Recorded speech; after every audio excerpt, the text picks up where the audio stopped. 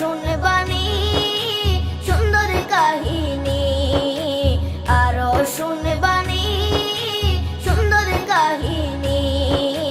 জান্নাতের ওই রুমে রুমে লেখা নবীর নাম, জান্নাতের ওই রুমে রুমে লেখা নবীর নাম। নবী রহমতে আলম নূরে মুজাসসম, রহমতে আলম নূরে মুজাসসম।